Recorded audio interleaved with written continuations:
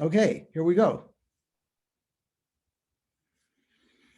So good morning, good evening, wherever you are. Some people it's morning, some people it's evening. So we're going to start with our usual motivation, stabilizing meditation. So if you're like me, your mind is going all over the place from having done other things. I'm going to take a sip of water before I begin. Green tea, actually. There you go. Paul's getting his. Who is that? Also another drinker. Okay, everyone's having it. So sit comfortably. I like to tell myself, remind myself, relax your body, relax your mind, and place your mindfulness on the breathing in front.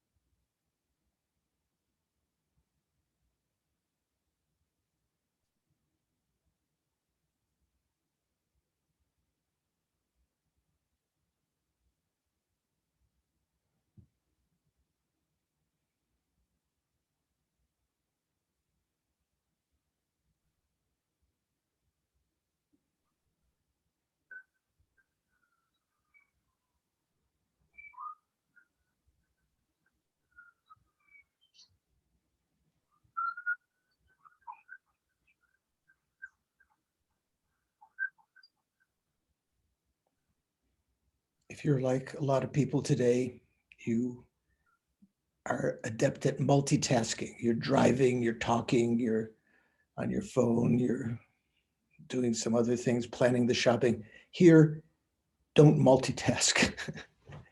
The only task is watching the breathing. And if you want, you can add the counting, recognizing when you're breathing in, when you're breathing out. Let everything else go.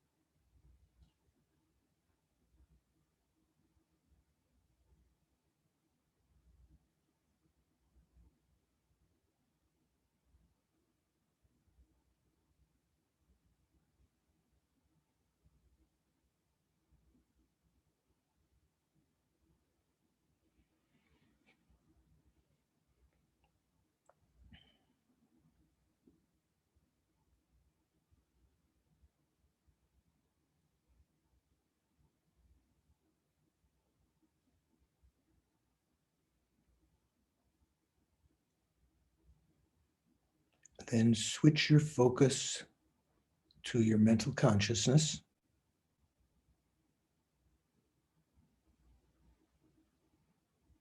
You can go in steps, or you can go directly to the clear light nature if you have a remembering consciousness of that.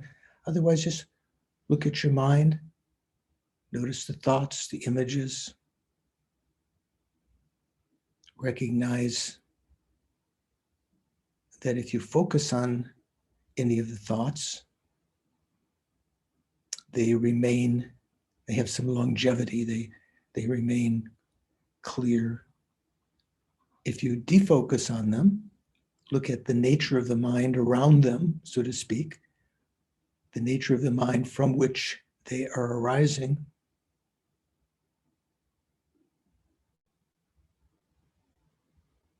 they begin to diminish in intensity, maybe disappear, absorb back into your consciousness, like clouds on a sunny day.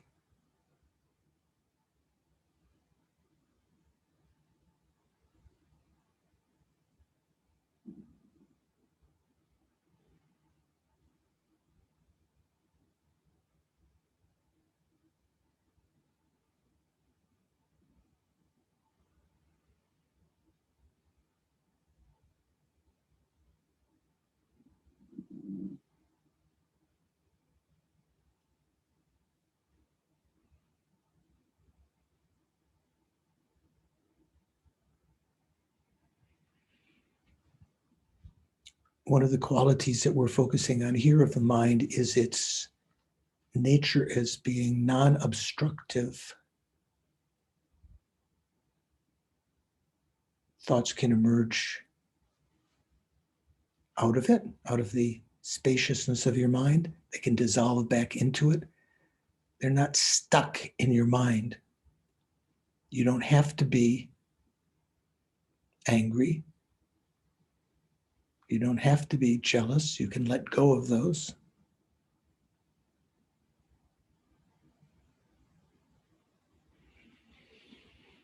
Applying antidotes to them can hasten that, make them disappear more quickly.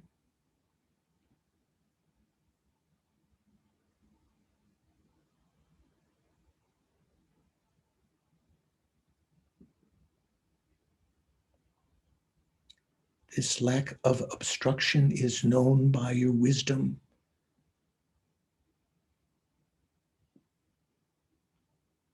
Not by your eye consciousness or ear, nose, taste, tactile.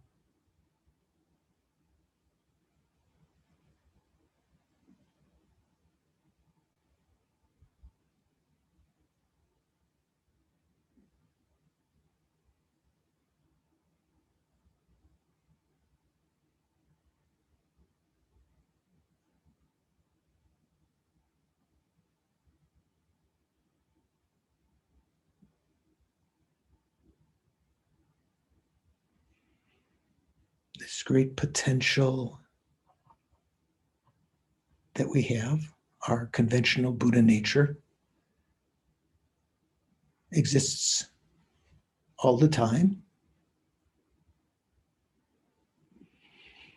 but usually goes unnoticed, and certainly its value goes unnoticed.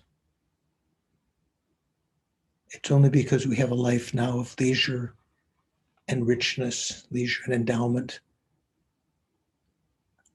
having turned our minds to the Dharma, heard instructions, had enough faith to try them, the instructions.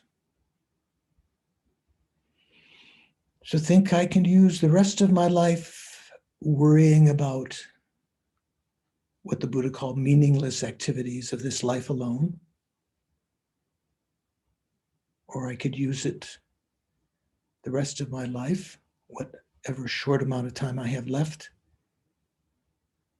to cultivate the Dharma, familiarize ourselves with the meditations on the stages of the path.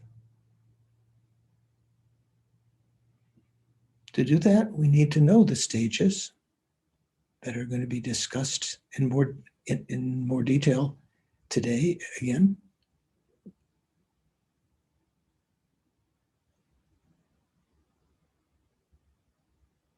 So out of a thought to become a better person for my own sake and for the sake of others, I don't injure people, I don't harm people with my anger or my sticky attachment or my harmful words. And to be able to actually benefit them.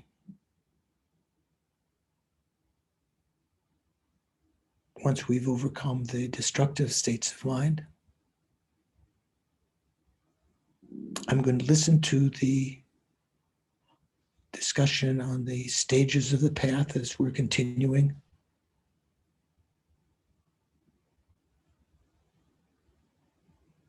With an aim to eventually achieve my full actualization, my full enlightenment for the sake of all sentient beings.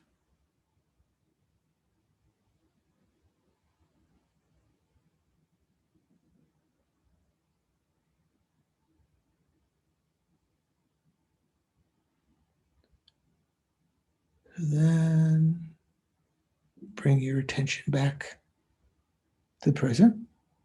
Relax your body, relax your mind.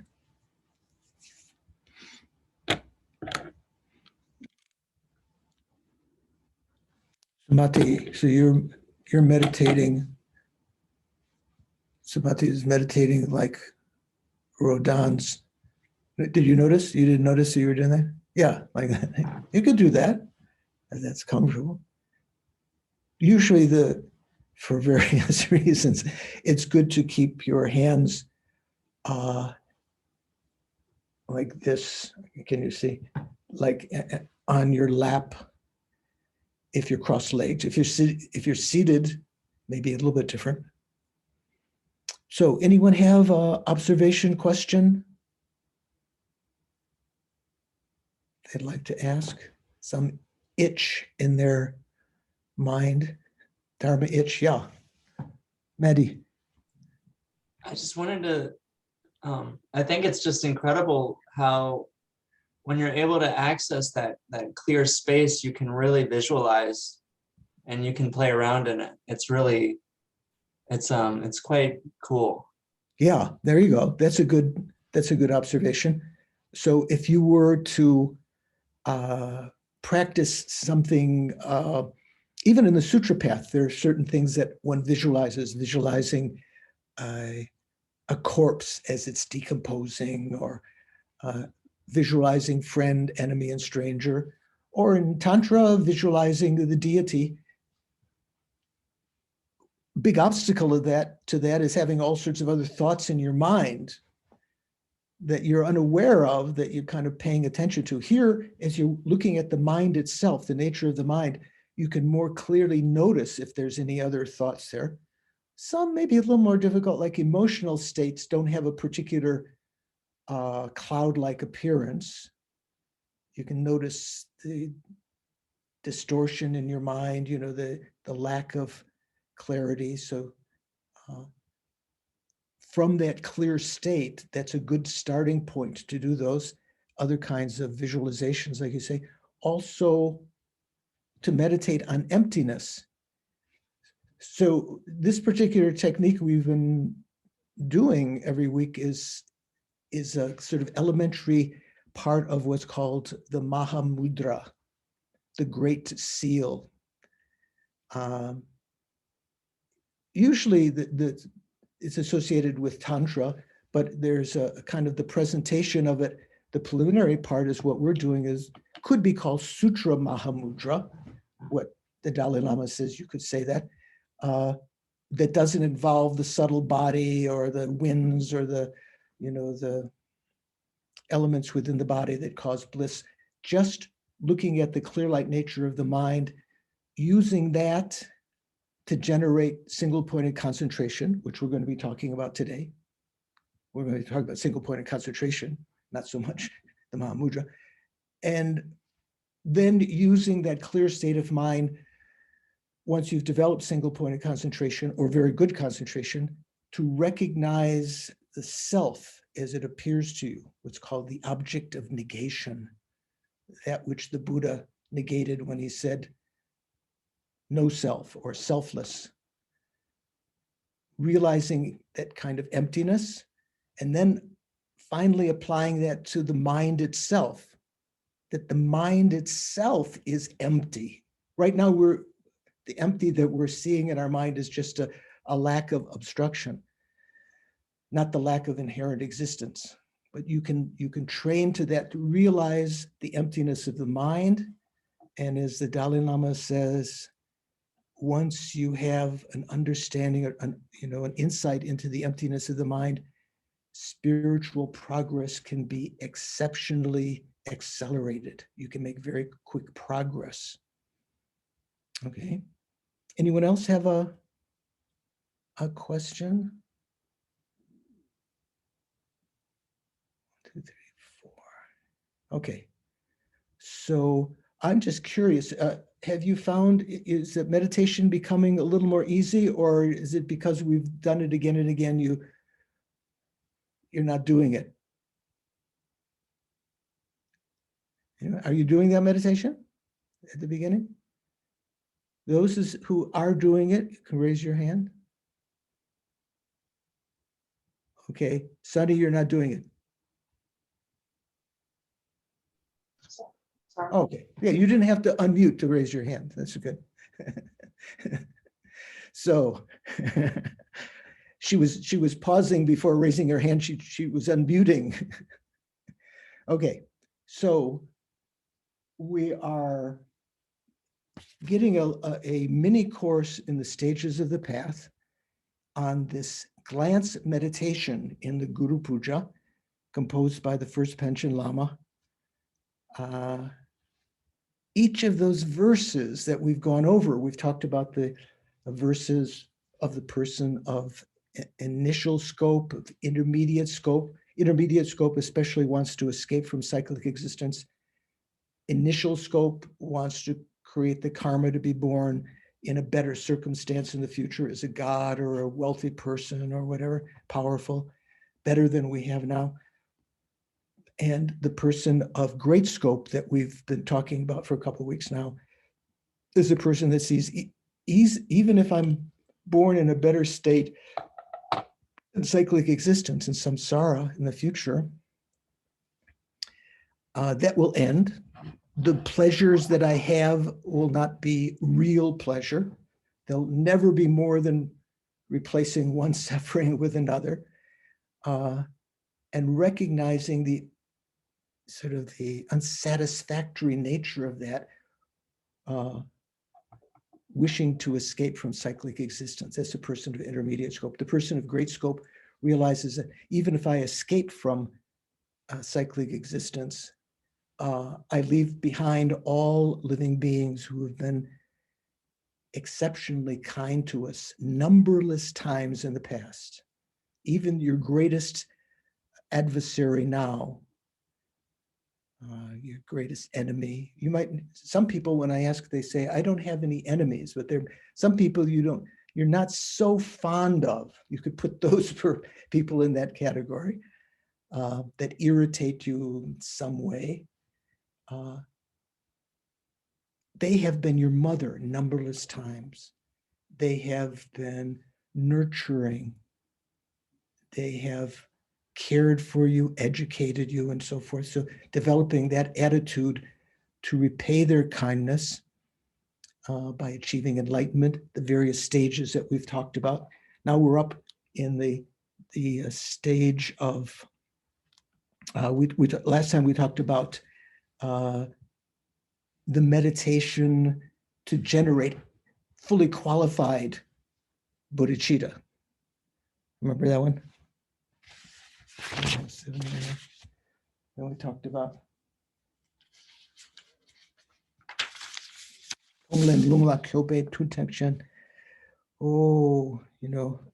mounting the giving and taking on the breathing. Remember last time we were breathing in, breathing out, breathing in the suffering of sentient beings, breathing out our own virtues, our body, our possessions, and so forth to benefit them. And at the end of that meditation, the necessary part, because it talks about also the exceptional resolve, laksam. So recognizing at the end of that, nothing has changed. Sentient beings are still suffering. So recognizing to really be able to affect that, as the Buddhas can, simply, spontaneously, effortlessly working for the benefit of sentient beings, we have to achieve enlightenment. So then developing the thought, the exceptional resolve, or the universal responsibility, the thought that thinks, I myself must eliminate their suffering and set them in bliss. And to do that, I must achieve enlightenment. So when that thought arises finally out of the thinking of the welfare of others, I must achieve enlightenment. That is what's called the wishing bodhicitta. And remember, we talked about just thinking how wonderful it would be. That's called the Munsem Samboa, the sort of mere wishing, and the sort of the qualified Munsem is to think that, taking a Damcha Chen, having a resolution or a vow that I myself will do that, but not necessarily beginning the process, just like thinking I will go to Bermuda, or I will go to Tibet, I will go to India, but not yet buying your ticket, getting your passport. So now we're talking about the next verse. Yeah, you can put this one up, the next verse up. Oh, there you go. Good. Dusum Gyawa Kungi Trochik Lam, Namda Gyalse Dombe, Gyu Dam Shing, Tekchok Sultim Sungi Nyamnanla, Sumpa Lulan Cheba Jingilop. I think I did just introduce that last time. Dusum Gyalwa means the 3-time Buddhas, the 3-time Jinas, or 3-time victors or conquerors, Buddhas of the past, the present, and the future. The one path that they have all traveled is to constrain their, bind their mind, their continuum with the vows of the bodhisattvas, the pure vows of the bodhisattvas. Namdak means pure. Gyalwa, Gyalse means Jinaputra, means the sons, or the offsprings of the conquerors. Dompa means vows. Dam, Gyu means continuum. Dam means to bind one's continuum with those. Tekchuk Sultim Sungin Yambenla Subalulin Cheba Jingilop. I think I did talk about that last time, right? Is that right? So this is talking about the need to formally take the engaging vows. And then once one has done that, so at the end of the second line in the Tibetan, where the last word of that is shing, that means and, once you've taken those vows, you promise to achieve enlightenment, you have to strive in the practice of the 3 kinds of Mahayana morality. Tekchuk Sultim Sungi Nyamlana. I seek your blessings that I may eagerly endeavor to put into practice the 3 Mahayana moral codes. Well, it should be the other way. To restrain my mind stream with the pure vows of the conqueror's sons, conqueror's children, and to put into practice the 3 Mahayana moral codes, because you take the vows first, and then you actually strive in those vows, keeping those vows. The single path journeyed by all the conquerors of the 3 times. Okay, so that's probably enough there, right? So the next verse, there we go. Oh, that's so much nicer now. You don't see that desktop. The perfection of generosity. So, we talk about the 6 perfections, right? So when you talk about the 3 Mahayana moral codes, or the threefold Mahayana morality. Remember, I mentioned before the morality of abstaining from destructive actions. That's usually what is meant by morality in the Hinayana, in the Theravada.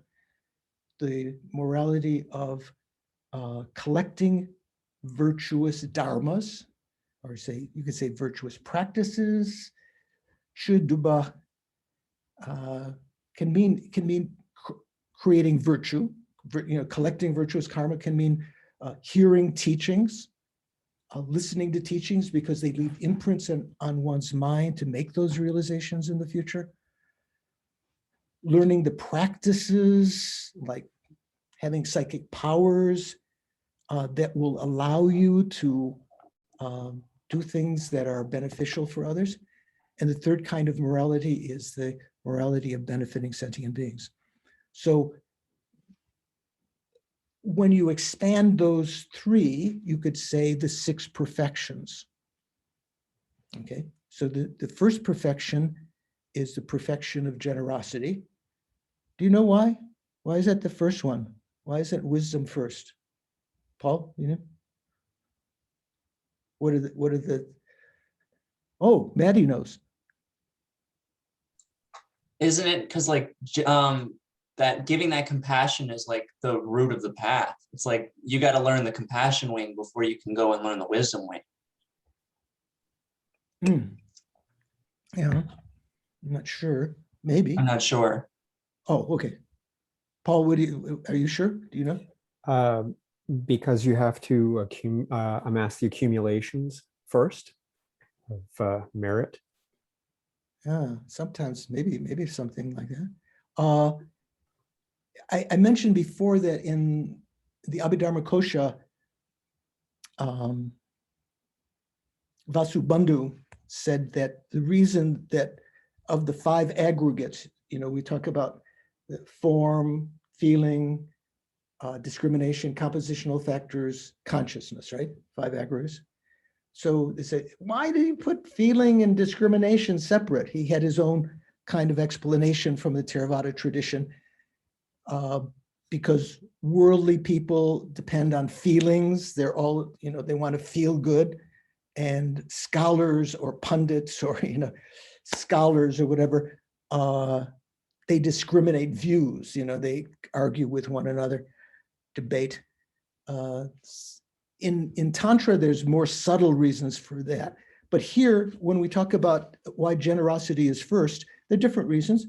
One, because on the 10 bhumis that a bodhisattva progresses on, the first 6 of them, the first bhumi, there's a special practice of generosity in the same order as we say generosity, then the second bhumi, a special practice of the perfection of special practice of morality, of ethics, and so forth.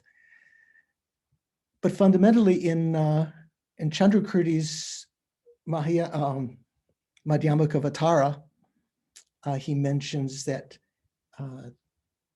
the Buddha taught, one way of understanding, the Buddha taught generosity first because we all need resources. We all need happiness.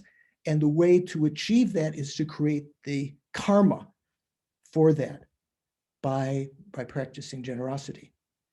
No, so there are various reasons like that. So here, the first one is the perfection of generosity or perfection of giving.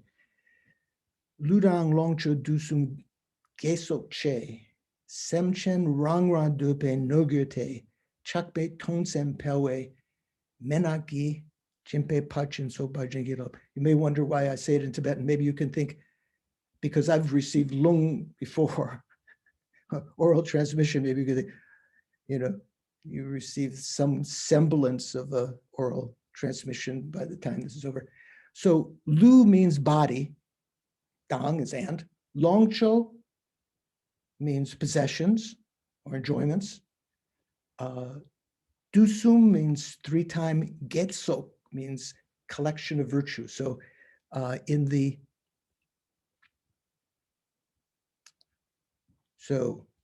in the English translation, in the third line, my body, wealth, and merits of the three times. Semchen Rangrang means each and every sentient being, according to them, individual sentient beings, doping ngugirte, transforming them into things, which are desired by the individual sentient beings. So, you don't want to give, if you give alcohol to someone who is an alcoholic, they don't want that, right? Or maybe they do, but you shouldn't give it. Someone's on a diet, you don't give them chocolate, you don't tempt them to that. You transform your body, your possessions, here it says wealth, and merits of the three times into the objects desired by each and every sentient being. So what they need right now, what they want, and what with your hopefully a little bit more acute wisdom, what's best for them, giving them what's best. Maybe did your father give you a book that you didn't want to read, but it was actually something, something that you needed? So here, I'll read the English. I seek your blessings to complete the perfection of generosity, perfection of giving, first of the 6 perfections, through the guideline teaching, where the Tibetan word is mengak, which means kind of like the oral instruction,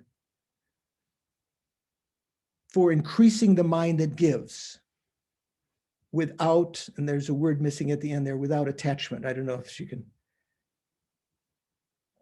you move the screen a little?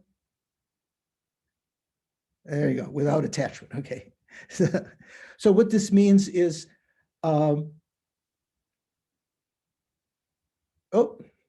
giving is a state of mind.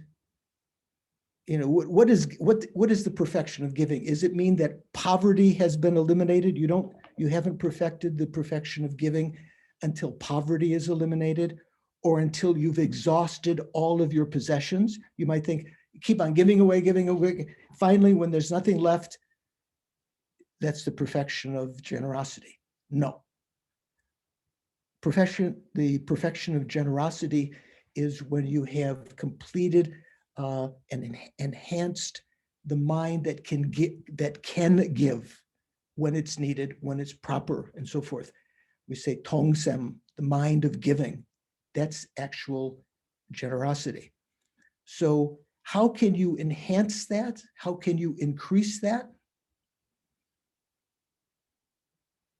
Tongsem pelwe, in the third line when it says tongsem, that's the mind of giving. Pelwa means to increase or to enhance. How can you enhance the mind that can give away? Well, you can think about the benefits of it and so forth, but there are particular kinds of, here it's talking about a particular way of meditating, imagining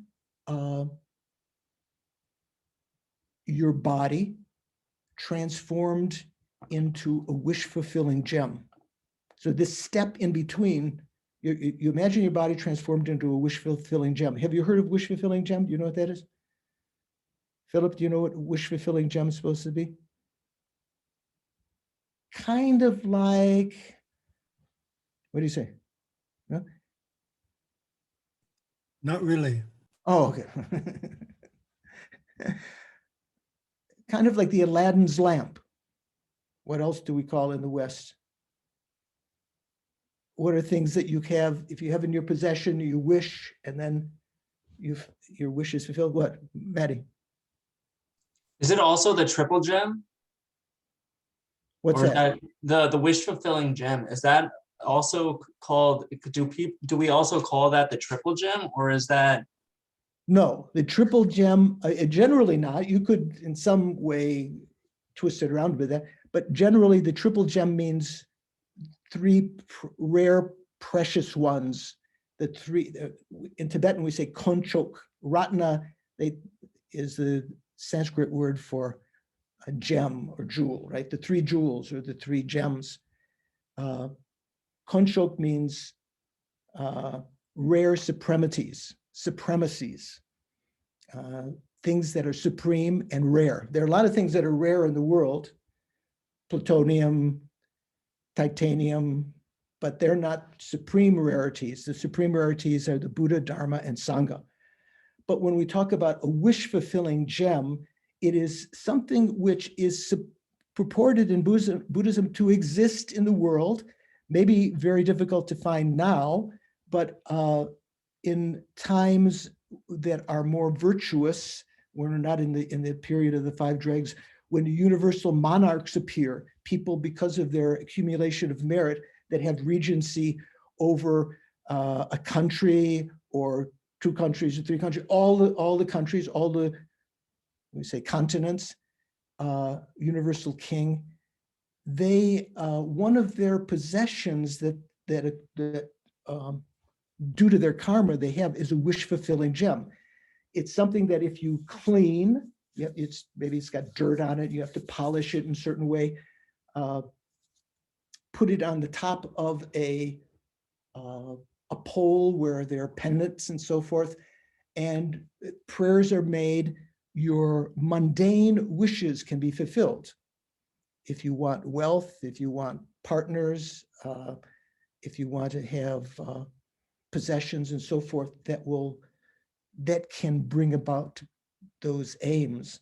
But even a wish-fulfilling gem can't, how to say, even a wish-fulfilling gem can't give you freedom from rebirth in hell in the next lifetime, or can't grant you a human rebirth in the next lifetime. Here it says, when it's talking about this oral instruction to increase the mind of giving. So one way is you think your body is transformed into a wish-fulfilling gem that can become whatever people want. If they want clothing, if they want furniture, if they want friends, if they want assistance, if they want money, your body can become that. Also, your possessions, transforming them into wish-fulfilling gems, because maybe no one wants your old MacBook Pro because it's already outdated.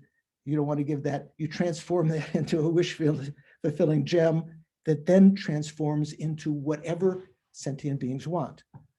And your virtues of the three times, the virtues you collected in the past, the karmic imprints of which are still on your mind stream, the virtues you're creating now, and even the virtues you will create in the future, you're imagining dedicating them, like giving them in the sense, even though you may not have created them yet, the virtues of the future.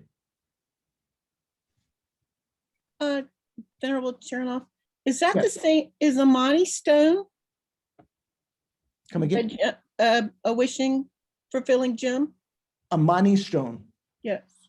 So my understanding is generally what Tibetans mean by a Mani stone is a stone that has the mantra Om Mani Padme Hum carved into it or painted on it or something, maybe both, maybe carved and then that's not generally called a wish-fulfilling gem. Wish-fulfilling gem is something, say for instance, when we make the mandala offering, are you familiar with a mandala offering? So we say, Norbu Rinpoche, what say, Korlo Rinpoche, Norbu Rinpoche, Sunmo Rinpoche, Langbo Rinpoche. So we say precious jewel, that means a wish-fulfilling jewel. First off, Korlo Rinpoche, precious wheel, that means there's a kind of chakra or wheel that appears to the universal kings also,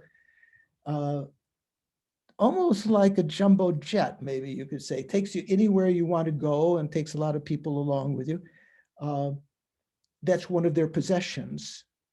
And the wish-fulfilling gem is one. Korlo Rinpoche, Norbu Rinpoche, Sunmo Rinpoche, Longbo Rinpoche, precious queen, precious minister, precious elephant, precious horse, and precious general. So there's different kinds of things that are possessions that have these exceptional qualities. In the certain tantric rituals, it's said that the wise offer these 7 precious things every day. Even though you don't have one now, even though you don't have a wish-fulfilling gem right now, imagine you have the karma to have one in the future. Offer that to the Buddhas, to the gurus, and you accumulate exceptional amount of merit. So here you imagine sort of this oral instruction for how to enhance the mind of giving is, with the intermediary, you imagine your body turned into a jewel, and then it's more easy. Then you can see that, you can imagine it transforms into whatever people want: guitars, jobs, friends, nurses, medical, whatever you call it, medical treatment, and so forth, medicine. I seek your blessings to complete the perfection of generosity through the guideline teaching, through the oral instruction, for increasing the mind that gives without attachment. So here, if you try to give your body right now, because you're attached to it, and you also have ego grasping, you have ego grasping, which prevents you from giving it without pain. Even if you have bodhicitta, it's difficult to give the body sometimes until the bodhicitta has become stable. So you imagine this intermediate stage of it transforming into a wish-fulfilling gem that then transforms into whatever sentient beings want.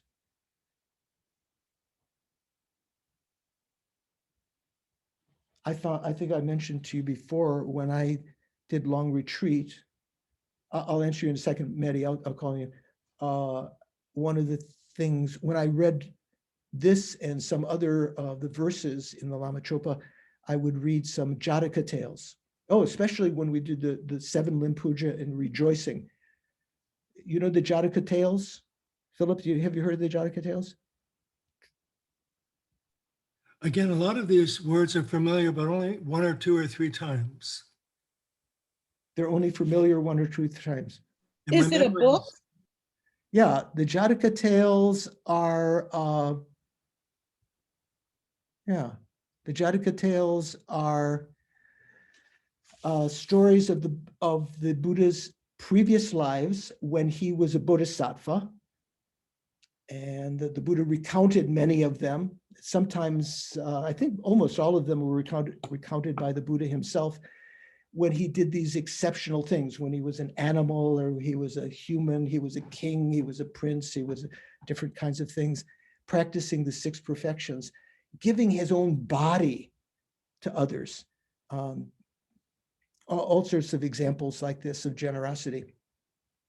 In the Jataka tales, there are examples of when he was practicing the perfection of generosity, the perfection of morality, perfection of patience, perfection of enthusiasm. Not so many examples I can think of concentration and wisdom in the Jataka tales, but the first of the perfections. So when you do this verse, you can imagine, you can do that kind of meditation. Imagine how wonderful it would be, even if you can't give right now, that I could give my body for others, transform it into a wish-fulfilling gem that becomes whatever they need: companions, friendship, friends for people that are destitute of friends, doctors, as Shantideva says in the Bodhisattva Charyavatara, may it become bedclothes, may it become pajamas for those who need that, may it become food, whatever sentient beings need. So here in Mutra Dhamma Bhadra's commentary, he says, transforming them into things such as, so from the wish-fulfilling gem, light rays come out, and on the tips of them are the things that people want, like food, clothing, houses, buildings, beds, so forth, companions, helpers, all of these things. So they come to each sentient being, whatever they want, from that one wish-fulfilling gem. Your body transforms into what they want. This leaves an imprint in the mind that in the future, you can see your own body more dispassionately, without attachment, that it's what do you call it? It's a Walmart for whatever sentient beings want. You know, it can go out. So I skipped Maddie. Maddie, you had a question before you. I said I'd call anybody. I forgot. I think you did a pretty good job of answering it. Okay. I was thinking like that trip, like the wish fulfilling jewel is being like the currency, but it's more like the body is the currency, and it's able to provide whatever. In one way, yeah. Even more than currency, because you can't necessarily buy friendship or assistance all the time. You can, it's a certain degree. So, and so then so that's called a Sangzengi Jimpa, the Amisha Dana. Do you know that, Paul? Amisha, Sanskrit word. Amisha means kind of fleshy. So in the Hinayana, when they talk about Amisha Dana, means giving of fleshy things, you know, like food and, you know, I don't know what we would say in English. Tibetans say Sangzeng, which means kind of various things, material offerings.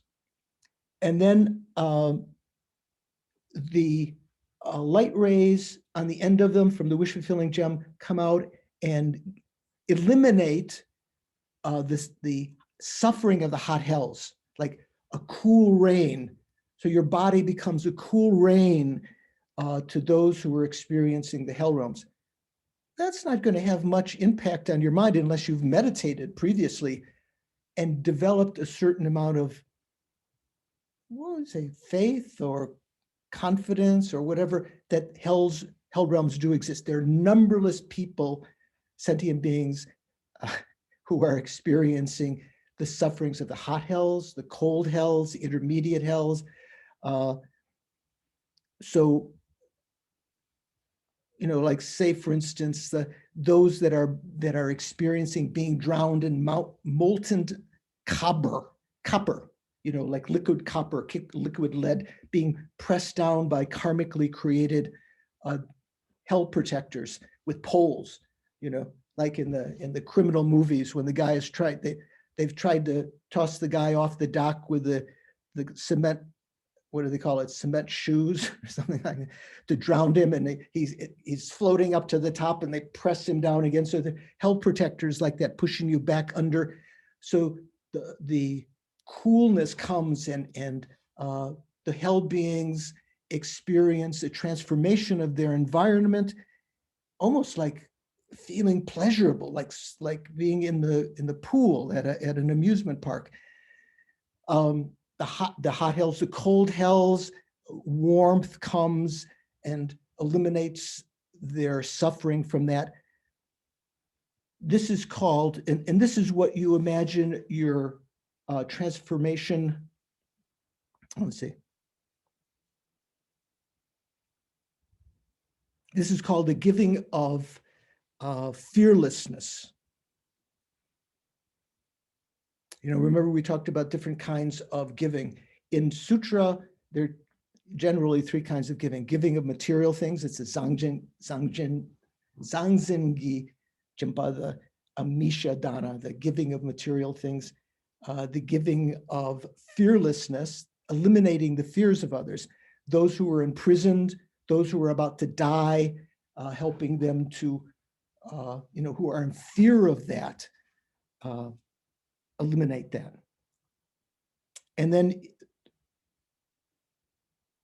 the roots of virtue in your own mind stream, that transforms into the generosity of Dharma. So the virtues in your own mind stream. So on the ends of each of those little light rays, so little miniature Buddhas come, and a light on the heads or next to sentient beings, teaching them the Dharma, teaching them impermanence, teaching them to overcome their attachments and their anger and so forth. So your body, your possessions, your virtues of the three times transform into these various kinds of giving, fulfilling those things.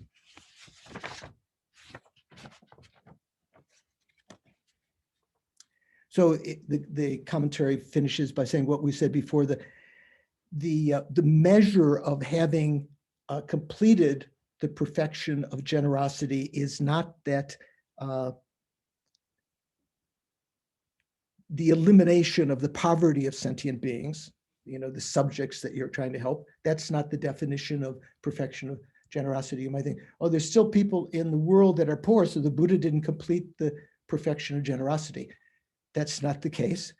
It is not dependent upon you exhausting your own possessions. It is the completion of the skill of the mind of giving when you're skillful in that. Make sense? Okay. So let's go into the next verse. So that's the first of the 6 perfections. The perfection of morality or ethics. Sotar jangsem sangak dombaye chesam suki chiryang bidongsheng kechu dudang semchen dundrupe sultim pachin sopa jingilo. One of our members sometimes was Dundup, the monk from Guya Samaja Center. You know that name? So in the 3rd line, you see near the end, Dundrup. Dundrup, do you know what the Sanskrit of that is? Paul knows. What's Dundrup? Dundrup would be Moga City. Siddhartha. The other, sorry. Yeah, Siddhartha. Artha means dun, Sid means accomplishing. Wasn't sure which Dundrup. Yeah, Dundrup. So, sorry. So here, sotar means pratimoksha. So we take pratimoksha vows. Barbara, do you have pratimoksha vows? No? Philip? Oh, maybe. Lay vows. Do you have the lay vows? Not to kill, not to steal. You never took.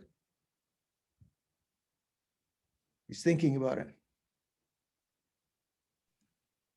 So for me, in the Kaikyu tradition, the Bodhisattva vows. Yeah, Bodhisattva vows, that's the next one, Jangsem. But here, the Pratimoksha vows,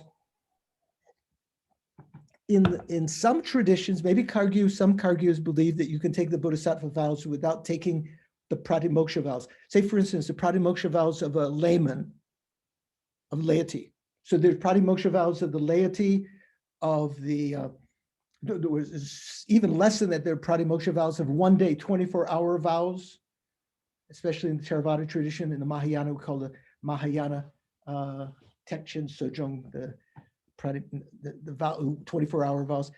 There's the vows of the layman, the novices, and of the fully ordained. All of those are called Pratimoksha vows. They are exclusively vows to abstain from negative actions of body and speech, not to kill, not to steal, not to engage in sexual misconduct, not to lie, not to cause division amongst others, not to use abusive words, and not to engage in idle gossip. The actions of mind are not included in the Pratimoksha vows. So the vows of the layman, generally, we talk about the vow not to kill. In this lifetime, you make a promise not to kill, so you stop. Now, obviously, you try not to kill people, or even to the best of your ability, not to kill insects and animals and so forth, not to steal, not to engage in sexual misconduct. What do we call it in the Christian tradition? They call adultery, or in the West called adultery. Not to kill, steal, sexual misconduct, not to lie, and not to engage in what's the 5th one, Paul? Do you know of the 5? In either indulging in or abusing intoxicants. Yeah. Something like the example is, if even you don't want to kill, you don't want to engage in sexual misconduct or steal, you don't want to lie, under the influence of alcohol or intoxicants, losing your conscientiousness, well, that's the whole point of going to parties where everyone gets drunk, right? You lose your inhibitions, and you do things you might like to do, but you know you shouldn't. Sometimes you do that just so you lose your inhibitions. So that's in the actual pratimoksha vows, that's considered the one vow you have to take. Although in the West, when the pratimoksha vows are given for lay people, sometimes that's optional, but that's the one that you're supposed to, you have to take. So I remember when Geshe Tondo used to give those vows, he yeah. said that he would only give Westerners 4.5 vows, because he said the intoxicant vow, he said intoxicants are just part of Western society.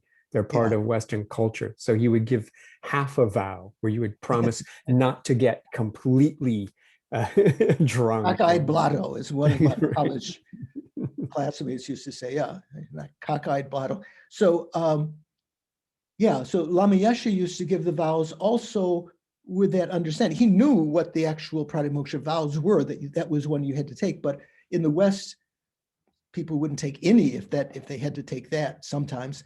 So he said, just like Paul experienced with Geshe Tondo, not to become intoxicated, not just simply not to, you could have a little wine with your parents if you're Italian at meals and so forth, but not to abuse that so that you lose your conscientiousness.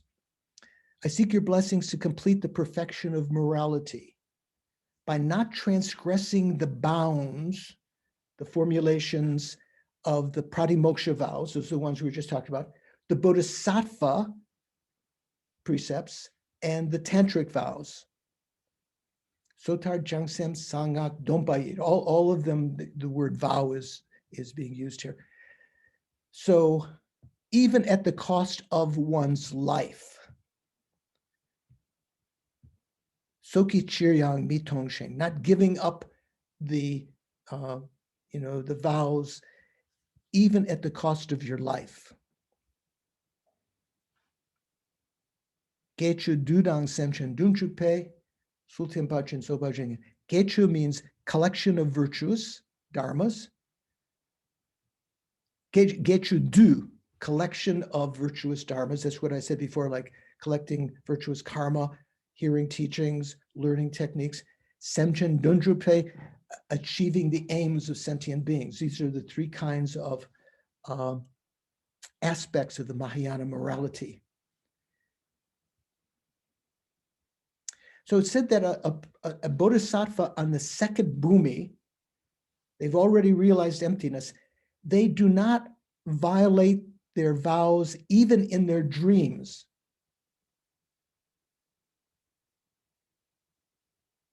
They don't ever dream about hitting someone or killing someone or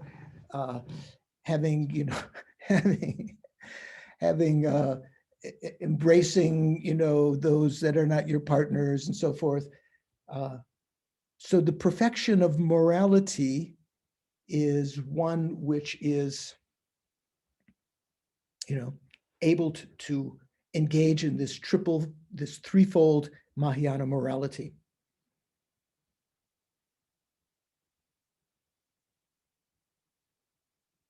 So it gives up the mind of, let's see here, what do I say here? Sultan Nampa Sungi Nyamlendan, Lapcha Satung Sagedang Nechun Shedruki Langdor La Lelo Pante. So the abandoned laziness in adopting those of the 18 root bodhisattva vows and the 46 auxiliary vows, and avoid and abandoning laziness in discarding those things that you have to discard.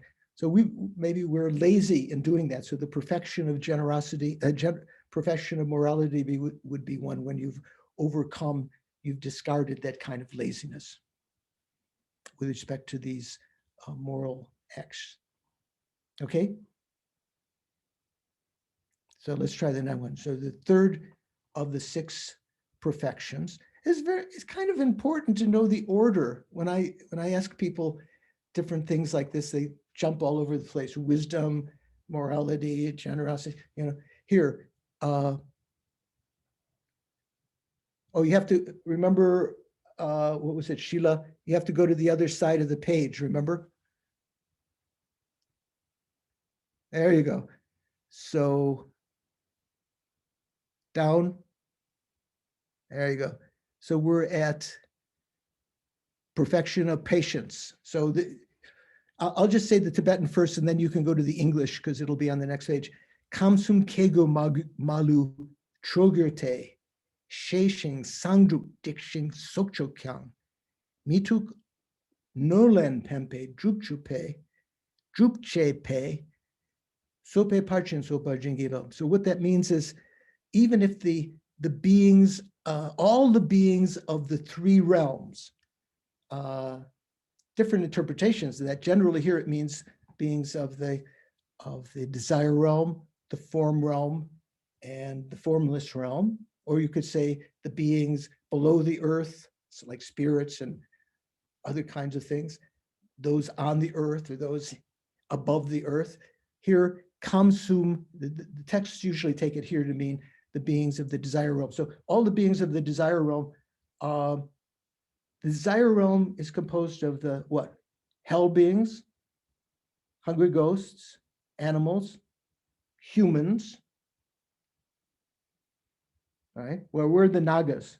Nagas are in the animal realm, right? And certain number of the desire realm gods. When I say a certain number, the desire realm gods, there are, what did I say?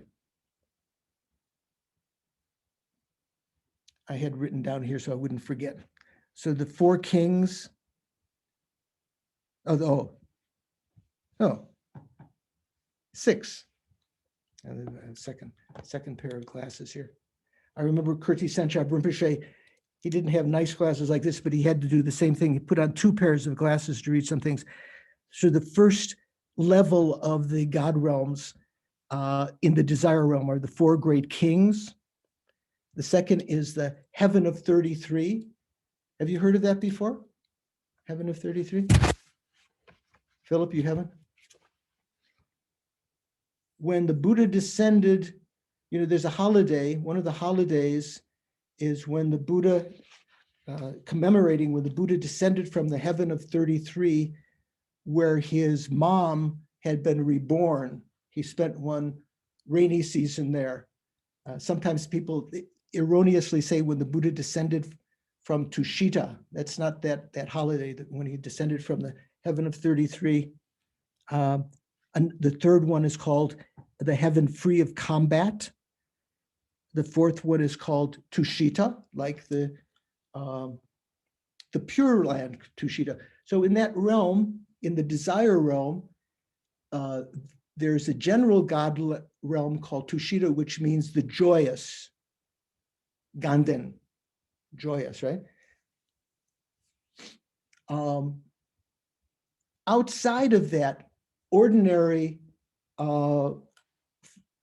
fourth of the 6 desire realm gods, there is a Pure Land called Tushita Pure Land. Maybe some of you have heard, you want to be born in Tushita. That doesn't mean Tushita Dharamsala in India. It doesn't mean just the 4th God realm, but it means a Pure Land, kind of like a suburb. Maybe some people in Texas think that way. The suburbs, they consider like the Pure Land. The cities are like for the riffraff or something, right? So they have the same name, the 4th one. And then the 5th one is called Enjoying Emanations.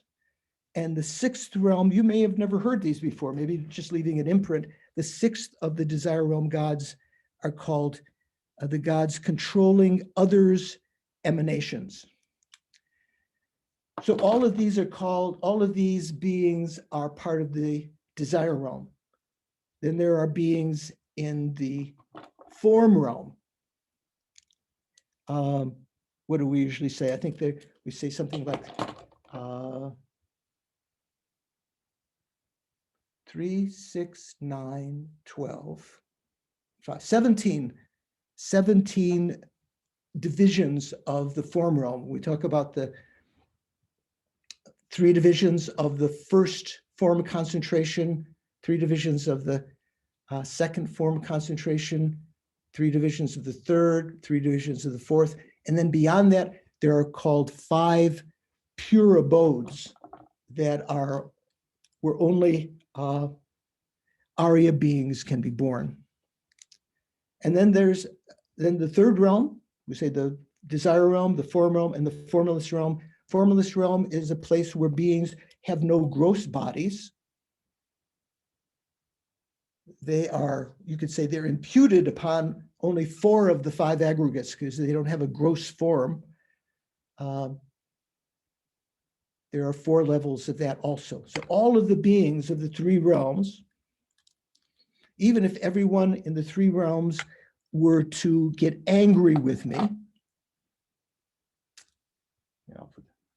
you can leave it up like this, yeah.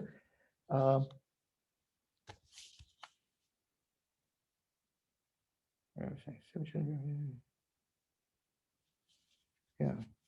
Kamsum kegyo malu drogyute, even if they were to get angry, sheshing, sangju, tikshing, sokchokyang, even if they were to get angry, abuse me, even if I've made no faults, I've done nothing wrong, but out of sort of lying in some way, they abuse me. They say, "Oh, you're the fault. It's your fault," and so forth.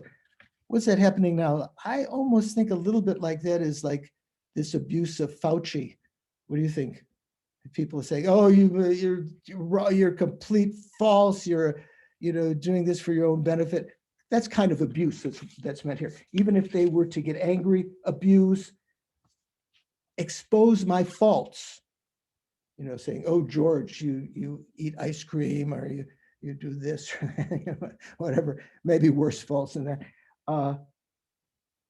Dik means to threaten. There's a mudra called Dikichagya, threaten others. The text says something like,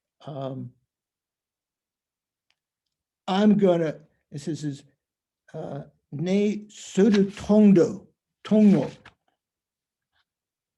Sodu means sort of like, oh, you don't have to, okay, you can put it up if you want. So this means kind of in English colloquialism, we'd say, I'm gonna, what does it say? Bust your headlights or something like that. What do you say? You're gonna punch someone in the face. There's some kind of, Maddie, you must know, you're laughing. Take out your headlights or something like that. It means Yeah, like, I've had that happen to me before. threaten, not actually doing, and then even if they were to kill me, okay, Kamsun kegyo malu drogyote, even if all of the beings of the 3 realms were to get angry, abuse, find fault, threaten, and even kill me, mituk means without my mind becoming disturbed. We're talking about now the perfection of patience. So what's the perfection of patience? The perfection of patience is not to become disturbed. Okay, mituk nolen pempa drupchepe. So nolen means in response to their harm. No means harm, len means in response. Pempa drup, to achieve their welfare, their benefit, to benefit them. Generally, if you are, if people get angry with you, they abuse you, they, expose your faults, they threaten you, maybe they kill you or kill someone you like, you're going to get angry generally. Patience, the perfection of the patience is a state of mind in which your mind is unperturbed. Whatever happens, you've divorced yourself. When you have the perfection of patience, you divorced yourself from that identification with the present appearances. You see beyond that. And indeed, in response to their harm that others do to you, you do something beneficial for them. Example I gave in an earlier course that Shantideva Center earlier this year or last year, Geshe Repton, who was one of my teachers. I don't know, anyone here ever studied with Geshe Repton? Or maybe you've heard of it. Geshe Repton was one of the, what do we call it? The tutors of the Dalai Lama, sort of debating partner of the Dalai Lama. Very great Lama, had some views that were a little bit heretical in terms of this protector of the so-called protector of the Dharma, Dorji Shugden. But other than that, he was a very pure practitioner. When he was a student at Sera Monastery, and he was really excelling in his studies, and sometimes people would talk behind his back, criticize him or something like that. Geshe Repton used to say that was one of the greatest ways to purify your negative karma. When others talk about you behind your back, they don't even have the courage to say directly to you. You hear about it indirectly. I hear you've done this. You say, where did you hear that? They don't say who they heard it from. When he found out that people were talking about his back, talking about him, criticizing him behind his back, he would invite them for dinner at his little room. He had practically no money, but he made Tibetan momos. Do you know what momos are? Maddie knows what momos are. Susie, do you know what momos are? Sheila? Cynthia, you know what momos are? What do they say in Chinese? The steamed dumplings with meat inside. What do you call it in Chinese? Or maybe you're not, aren't you Chinese or are you Japanese?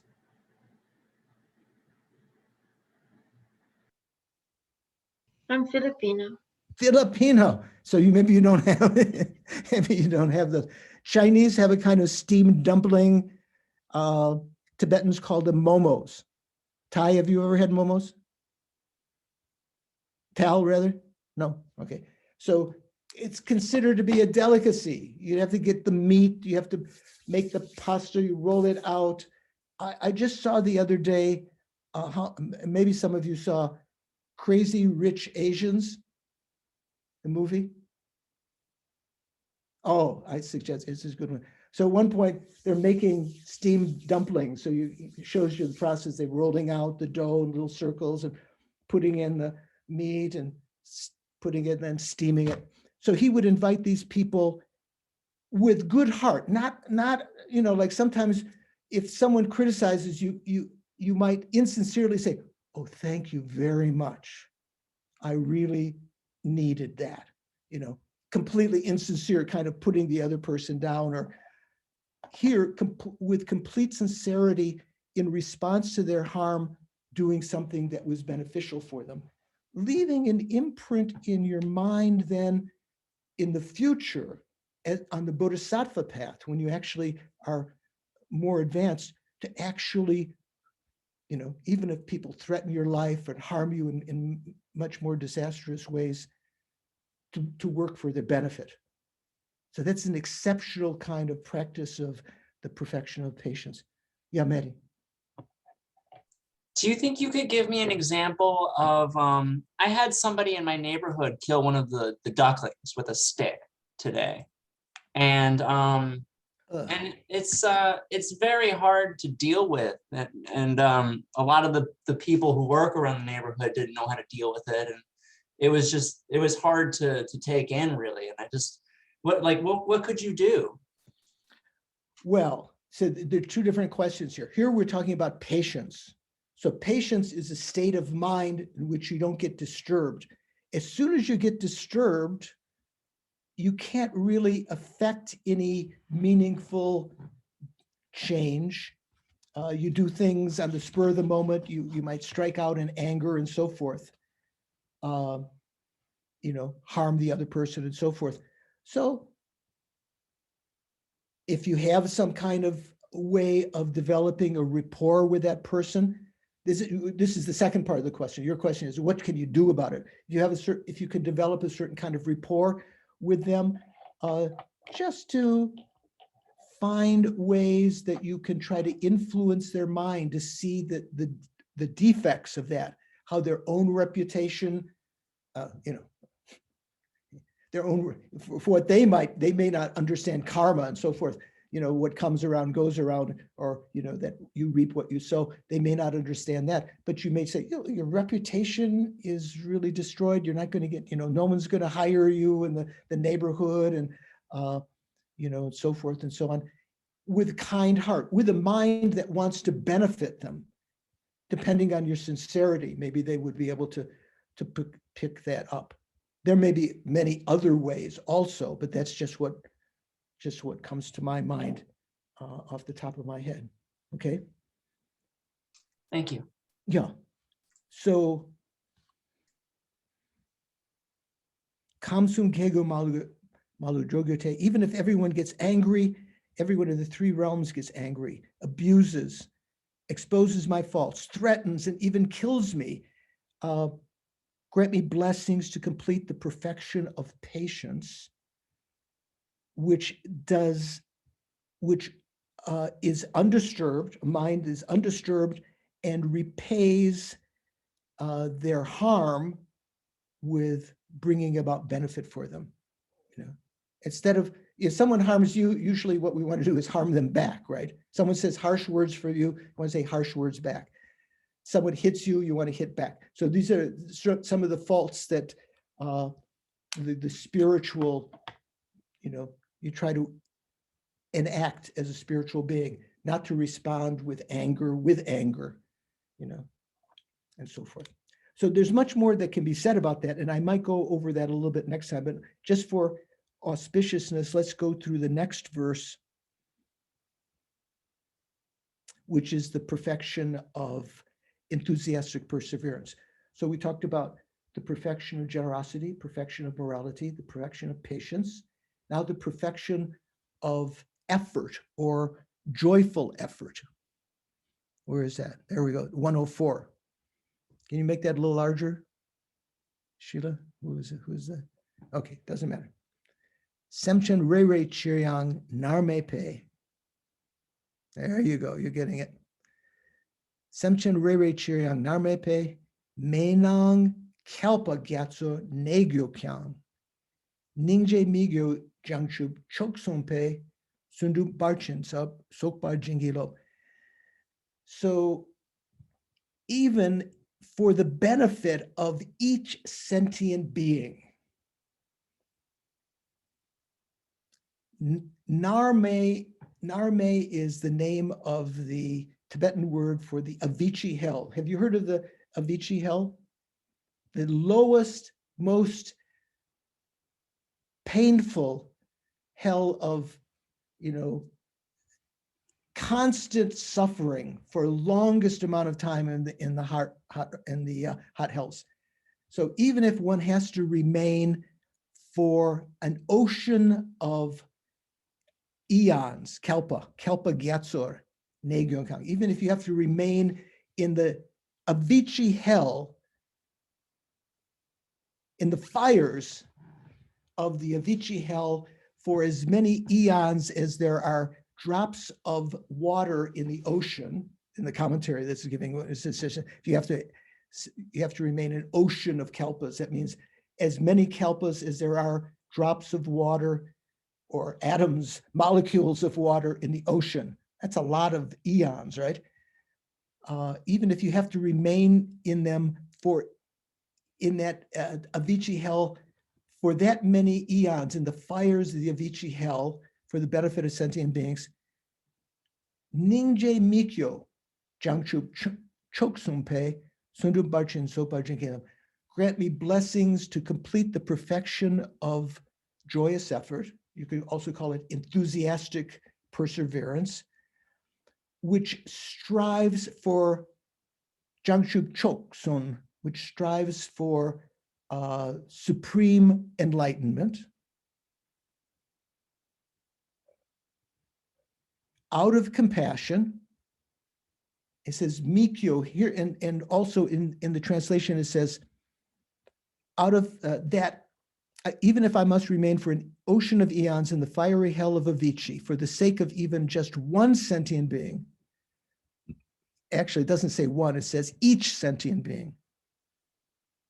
Semchen Rere, for each sentient being. So that's, for one would be enough, but for each sentient being, I seek your blessings to complete the perfection of joyous effort, that out of compassion untiringly strives for supreme enlightenment.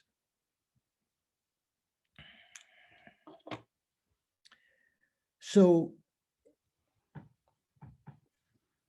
here, there's different kinds of enthusiastic perseverance. This is mainly talking about the enthusiastic perseverance that can withstand, even when suffering continues to work for the welfare of others. Here it says Ningje Mikyo. There's a little bit difference here. Mikyo means, as here it says, untiringly. Mikyo also means undepressed. Generally, enthusiastic perseverance is an antidote to laziness. There are different kinds of laziness. The laziness when you procrastinate, the laziness due to difficulties, the laziness due to attachment to non-virtue. That means just being happy to engage in negative activities.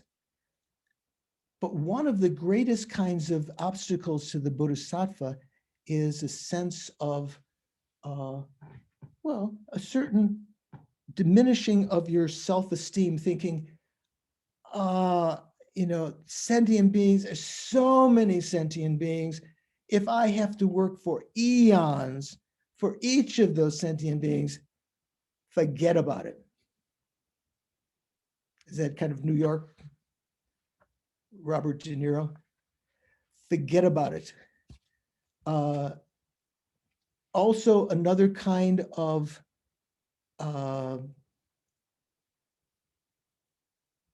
obstacle that arises in the bodhisattva's minds is thinking, I can't do that. I don't have the ability to do that. So the Mikyo can mean, here it says untiringly, but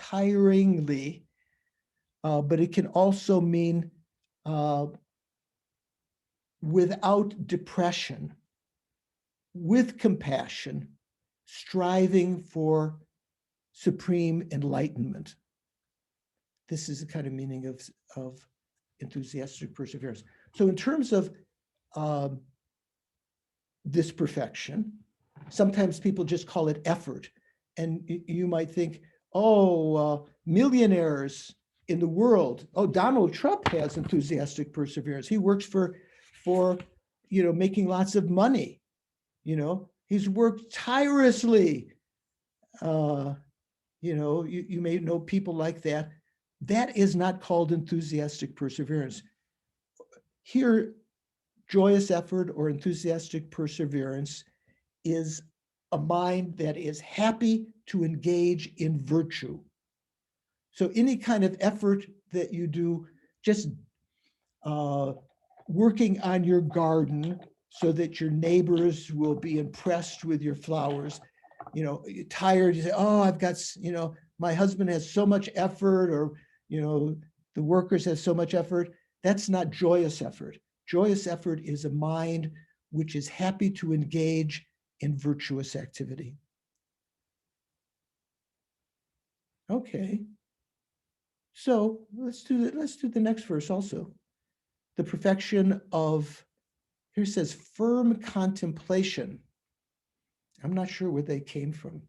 What do you think? Paul, samten, probably they're saying firm contemplation. Samten is a Tibetan word. This is called the perfection. What is it? Perfection of concentration, generally. The Sanskrit word is dhyana, not Diana, like Prince Diana, dhyana, right?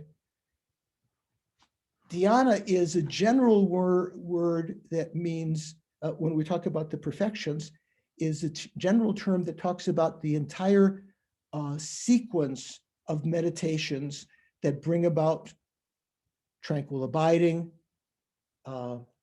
various kinds of samadhis, where your mind is single-pointedly concentrated. Jingo Nampa Yengwe Kyonpangne, having abandoned the faults of sinking, jingwa. Gupa means, what do we call it? I want to say distraction. What is it? Gupa means excitement. Nambar yengwe kyongpangne. So there's three kinds of faults here that are mentioned. Concentration. Generally, when your mind becomes heavy, and it's the term that's used is like sinking. Even when you say, if you've just had lunch, you had a big lunch, and you try to sit down to meditate on a hot day, after some time,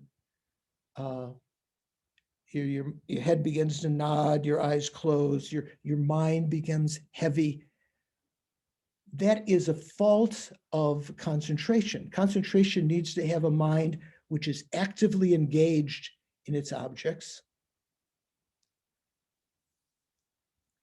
that is clear, and so forth. Sinking is almost in an extreme sense, it can lead to sleep, right? When your mind begins to sink. I remember, I think I told this story also in the last course, once at Kopan, when one of the monks was leading us in a Lanrim meditation late at night. We had been doing for several months, maybe 8 hours a day of meditation on the Lanrim. And he was reciting Omani Peme Hung at night. And sort of like the mind just became so sleepy. The rosary fell out of his hand and he began to mumble, just as though he was in a dream, talking about something else. When the mind becomes, that's one of the first faults. Well, it could be, one could say maybe even a subtler fault, sinking mind. Another kind of obstacle to concentration is excitement. That means when you're concentrating on one thought, like the clarity of your mind, or you're visualizing the Buddha, or the fact that death is definite, whatever your object is, when you leave that due to attraction to some other thought, remember I use the term multitasking, some other thought comes in your mind and you're thinking, oh yeah, chocolate M&Ms or pizza or something else. Your mind, out of attraction to something which is desirable, when you leave the object, even momentarily, or you're multitasking, your part of your mind is keeping concentration on what you had thought to concentrate on, but part of your mind is engaged in something else. That's called guba, excitement. There are other reasons for leaving the object, but that's the main reason that you can lose your, maybe not even engage in concentration. You're sort of scattered into other things. Generally, scattering can mean leaving the object for other reasons, laziness or other things. But the particular one, when you leave the object out of attraction to something else that's pleasurable, that's called excitement. Having abandoned the faults of sinking, excitement, and distraction, Nampar Yengwa. So Nampar Yengwa includes all the other reasons for leaving the object jumping off to something else, being distracted. Maybe you're distracted by the lawnmower that's outside. You're trying to sit or sit what's the big noise thing nowadays? Leaf blowers. I don't see anyone nodding. Philip, are there any people who blow the leaves with those big? So if you lose the object because you're distracted by that, that's called distraction. Having abandoned the faults of sinking, excitement, and distraction, I seek your blessings to complete the perfection of concentration. Here it says firm contemplation through the samadhi, the single-pointed concentration that is placed single-pointedly upon the nature of reality of all phenomena, their lack of true existence. I'll have to start from there next time because we just reached our end time. There we go. So, any thoughts? Any questions? What we talked about so far?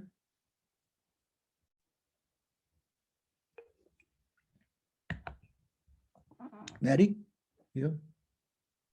So it's really not until we've kind of got the first 5, and then of course the 6th, the perfection of wisdom, until we're really able to kind of determine the frivolity of samsara and go and work with that to go against the suffering. What was the word you said? Virility? Frivolity, like Oh, frivolousness. Yeah. The virility. Well, even well before that, these 6 perfections, we can practice some similitudes of them now, something similar to them. The actual perfections, a special practice of the perfections are achieved once you've realized emptiness, and you, on the first bhumi, you can even give away your body without any pain whatsoever.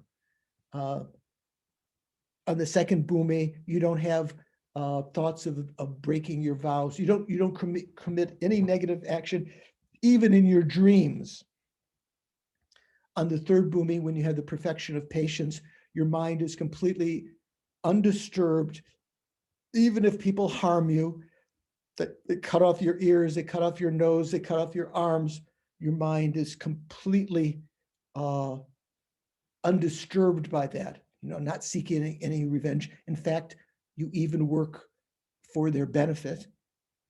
So all of these, we can find ways of practicing like that now, even if we don't have the special practice of the perfections of the bhumis. The actual perfections are only in possession of the Buddha.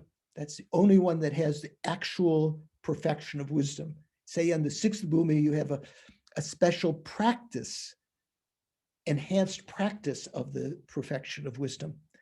One thing I wanted to point out in this verse, we'll talk about it again next time, even though it's talking about concentration, it's talking about a mind single-pointedly concentrated on emptiness, the ultimate nature of phenomena. Kind of interesting. So we'll talk a little bit about that next time. So we will have at least one more class next week, if you'd like to attend, because we haven't finished these verses. And at the rate I've been going, there's maybe even a chance a week after that. How many people would like to have it cut off next week? How many people will be willing to go 2 more weeks? Okay, that's reasonable. Okay, I can't see Sumati, Michael Wick, or the others. They haven't put up their hands or anything. Whatever makes you happy, Venerable George. Whatever makes me happy. So we'll think about it. If if it's getting warmer, and what is this? Thursday, right? Thursday night, you might think, oh, maybe. So we will definitely finish the sutra part next week.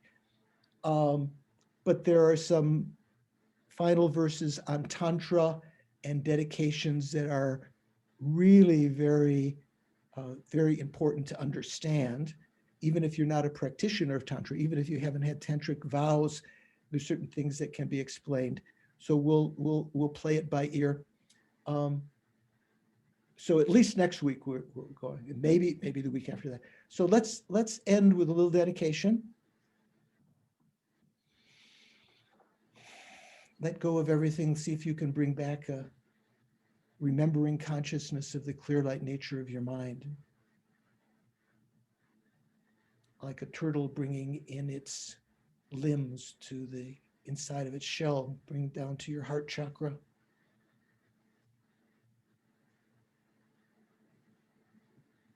And within that clarity, recognize that we've created virtuous karma this evening.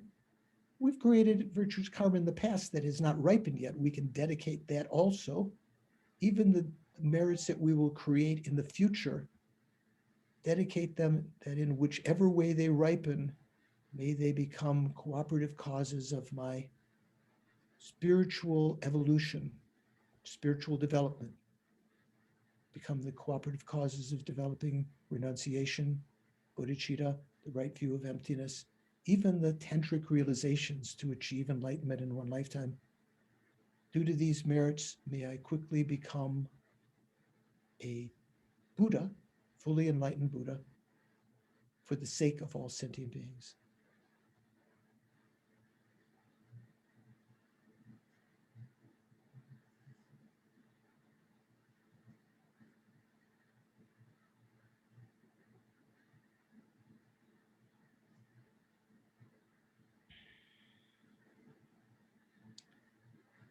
Okay, thank you very much.